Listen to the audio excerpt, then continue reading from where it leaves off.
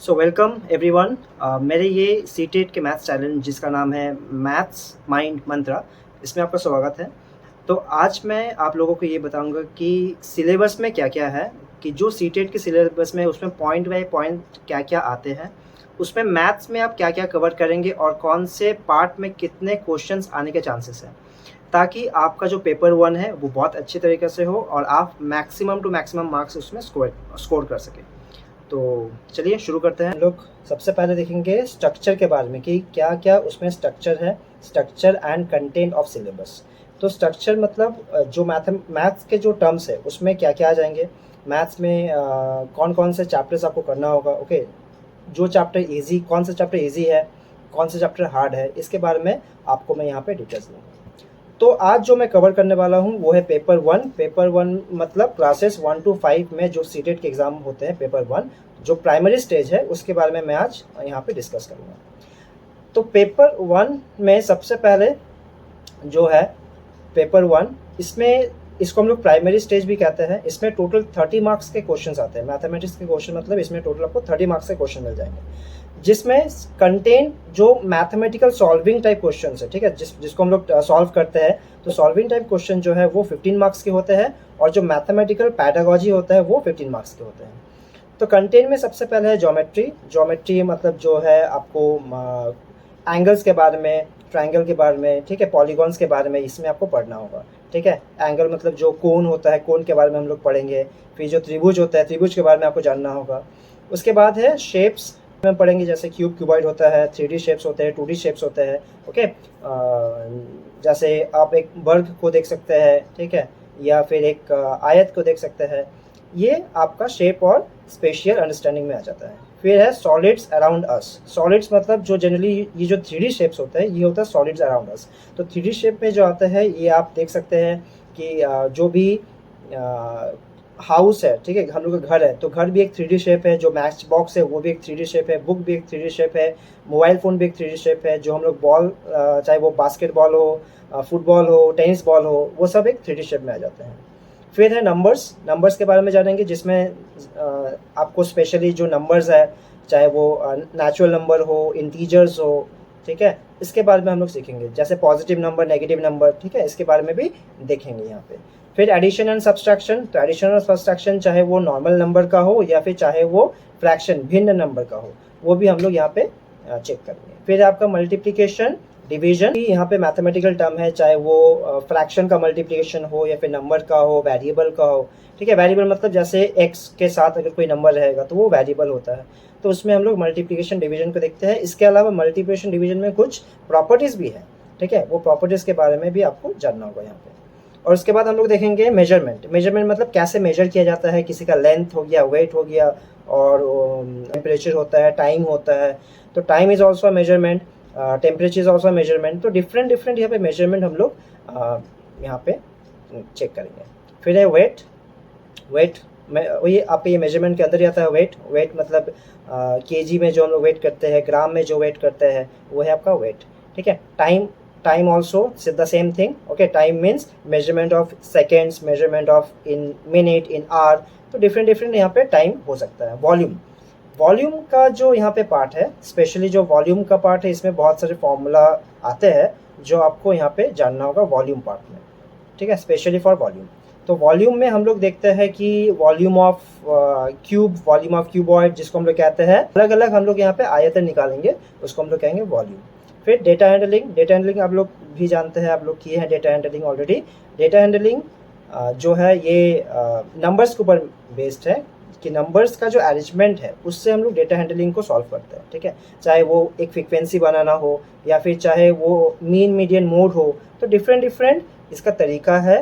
Data handling में different different ज़रिया आता है। अच्छा, और एक चीज़, डेटा हैंडलिंग में ग्राफ भी आता है, जैसे बार ग्राफ हो, पाई चार्ट हो, तो ये सब आ जाता है आपका वॉल्यूम वाला डेटा हैंडलिंग पार्ट में। इसके बाद है पैटर्न्स। पैटर्न्स मतलब नंबर्स का जो पैटर्न होते हैं उसको हम लोग कहते हैं पैटर्न्स। जैसे कोई नंबर है, कोई पर्टिकुलर फॉर्म में अरेंज है, इससे क्वेश्चंस आते हैं पैटर्न से। पैटर्न से हर साल क्वेश्चंस रहते ही हैं, ओके। सो एक पैटर्न हो गया। इसके बाद है आपका मनी। मनी मतलब जैसे आप तो जानते हैं मनी का मतलब क्या होता है, ये तो बताने का कोई ज़रूरत है ही नहीं, क्योंकि मनी जो है ये एक बहुत इम्पॉर्टेंट टॉपिक है, चाहे कोई भी क्वेश्चन हो, आपको हर साल मनी से रिलेटेड क्वेश्चंस रहेंगे ही, ठीक है। तो पैटर्न और मनी आप ऑलरेडी देख सकते हैं। तो ये हमारे थे कुछ जो सॉल्विंग टाइप क्वेश्चंस है, उसमें यही आपका कंटेंट है, ये जो पेपर 1 में ये आपका कंटेंट आने वाला है, ठीक है। अब इसके बाद जो मैं एक्सप्लेन करूंगा वो है मैथमेटिकल पैडागॉजी के ऊपर में, ठीक है। तो उसको हम लोग 1 by 1 देखेंगे।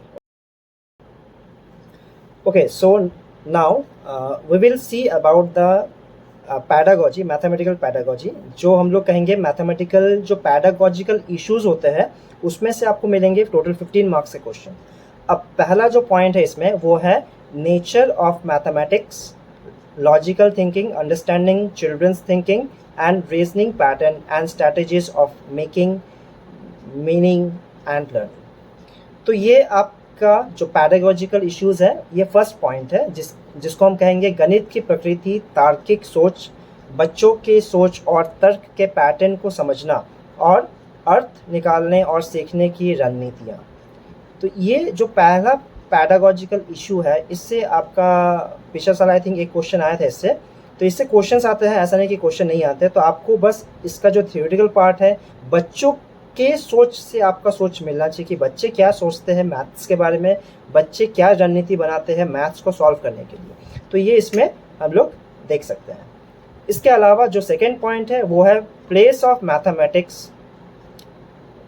मैथमेटिक्स इन करिकुलम, जिसको हम कहेंगे पाठ्यक्रम में गणित का स्थान। पाठ्यक्रम में गणित का स्थान कहाँ पे है, गणित को हम कहाँ रखते हैं अपने जगह।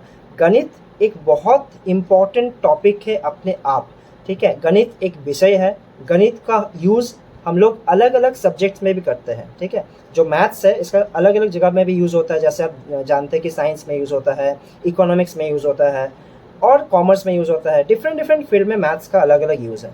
तो एक बहुत बड़ा इम्पॉर्टेंट स्थान है इसका, गणित का, हम लोग के पाठ्यक्रम में। फिर लैंग्वेज ऑफ मैथमेटिक्स, गणित की भाषा को देखेंगे कि गणित का लैंग्वेज क्या होता है। देखिए, हर सब्जेक्ट का एक अपना अपना लैंग्वेज होता है। लैंग्वेज सिर्फ इंग्लिश या हिंदी में नहीं होता है या फिर रीजनल लैंग्वेज में नहीं होता है। जो लैंग्वेज है, हर सब्जेक्ट का अपना खुद का लैंग्वेज है, वो आपको समझना पड़ेगा। मैथ्स का खुद का एक लैंग्वेज है, अगर आप वो लैंग्वेज को समझ जाते हैं तो देखिएगा मैथ्स आपके लिए बहुत ईजी होगा, ठीक है। बहुत ही सिंपल एग्जाम्पल से आप समझ सकते हैं ये चीज़ कि जैसे एक क्वेश्चन है, उस क्वेश्चन में क्या दिया हुआ है, आपको क्या फाइंड करना है। अगर वो सिंपल लैंग्वेज आप नहीं समझिएगा तो आप मैथ्स को तो नहीं सॉल्व कर सकते। तो इसके लिए आपको सबसे पहले वो नॉर्मल चीज़ को समझना होगा, वो नॉर्मल फंडा को समझना होगा जो मैथ्स में है। इसलिए आपको मैथ्स का लैंग्वेज जानना बहुत ही ज़रूरी है। इसके बाद है कम्युनिटी मैथमेटिक्स, जिसको हम कहेंगे सामुदायिक गणित। सामुदायिक गणित में आप ये सीखेंगे कि मैथमेटिकल जो टर्म्स है उसका यूज़ कैसे होता है, ठीक है, सामुदायिक गणित। और इसमें अलग अलग आपका चीज़ है। और इसके बाद जो पैडागॉजिकल इश्यूज़ हैं, जिसको हम कहेंगे evaluation through formal and informal mathematics, ठीक है, जिसको हम कहेंगे औपचारिक और अनौपचारिक तरीकों से मूल्यांकन, ओके। और सेकंड इसके बाद जो है वो है प्रॉब्लम्स ऑफ टीचिंग, शिक्षण की समस्याएं, जिसको हम लोग एक एक करके यहाँ पे सॉल्व करने वाले हैं। इसके बाद है error analysis and related aspect of learning and teaching, त्रुटि विश्लेषण और सीखने और सिखाने के संबंधित पहलू। तो कुछ यहाँ पे पैडागॉजिकल इश्यूज़ हैं जो 1 by 1 जब और भी एक्सप्लेनेशन होगा तो इसके बारे में आप अच्छे से समझ जाएंगे। और इसमें जो लास्ट पॉइंट है वो है डायग्नोस्टिक एंड रेमेडियल, निदान और उपचारात्मक। मतलब कैसे हम जो स्टूडेंट्स मैथमेटिक्स में कमज़ोर है उसको कैसे हम डायग्नोस करेंगे, उसका रेमेडियल क्या होना चाहिए, इसके बारे में आपको एक पैडागॉजी जानना पड़ेगा। अगर आप बच्चों के तरफ से नहीं सोचेंगे तो आप ये पैडागॉजी नहीं जान पाएंगे। तो सिंपल सा लॉजिक है, आपका पैडागॉजी जानना बहुत ज़रूरी है। तो एक तो हो गया हम लोग का सॉल्विंग टाइप क्वेश्चन और सेकेंड हो गया हम लोग का पैडागॉजी। तो ये दोनों चीज़ अगर आपका क्लियर होगा तो आपको 30 मार्क्स में से 28, 29, 30 लाने में से कोई नहीं रोक सकता। लेकिन आपको अपने आप में ये कॉन्फिडेंस रखना है कि अपने आप में भरोसा रखिए और देन मैं आपको हेल्प करूँगा ताकि आपका सीटेट बहुत अच्छे से क्वालिफाइड हो जाए और सीटेट में मैथ्स में सबसे अच्छा मार्क्स आपको आ जाए। Okay, so thank you everyone. आज बस इतना ही रखूँगा। और जाने से पहले ये कहना चाहूँगा कि ज़्यादा से ज़्यादा आप इसको शेयर करें, सब्सक्राइब करें और लाइक करें। और अगर आपको कोई स्पेशल टॉपिक के ऊपर में कोई वीडियो चाहिए तो प्लीज़ उसको आप कमेंट में दे दें। मैं एज़ सून एज़ पॉसिबल उसके ऊपर एक वीडियो बनाने का कोशिश करूँगा। ओके, थैंक यू, नमस्ते।